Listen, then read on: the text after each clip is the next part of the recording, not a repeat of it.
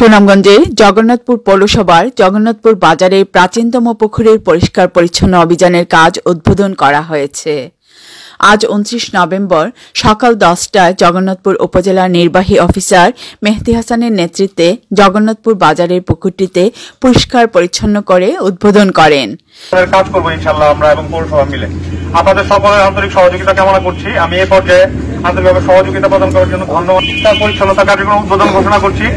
এ সময় উপস্থিত ছিলেন জগন্নাথপুর পৌরসভার নবনির্বাচিত মেয়র মিজানুর রশিদ ভূঁইয়া, পৌরসভার সচিব সতীশ গোস্বামী, সদর অফিসের ভূমি কর্মকর্তা চন্দন রায়। পরিষ্কার পরিচ্ছন্ন কাজে অংশগ্রহণ করেন ক্লিন জগন্নাথপুর সংগঠনের নেতৃত্ববৃন্দ।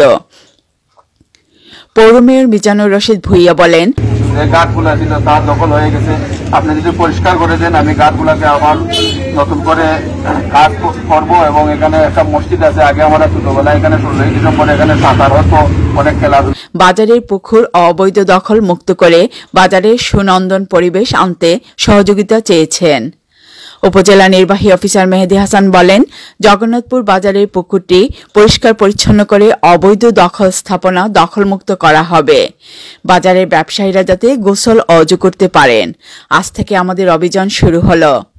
উল্লেখ্য যে এই পুকুরটি দীর্ঘদিন ধরে অবৈধভাবে বেদখলে পড়ে আছে। এই পুকুরটিতে জাতীয় দিবস উপলক্ষে বিভিন্ন স্কুল কলেজে সাঁতার প্রতিযোগিতা অনুষ্ঠিত হতো। জগন্নাথপুর পৌরবাসীর দাবি এই পুকুরটি পরিষ্কার পরিচ্ছন্ন করে বাজারে ব্যবসায়ীদের ব্যবহারের উপযোগী করে দিতে জোর দাবি জানান। আমরা ক্লিন করেছি এবং বিভিন্ন শিক্ষা প্রতিষ্ঠানে গিয়ে আমাদের কার্যক্রম চালিয়েছি এবং আমরা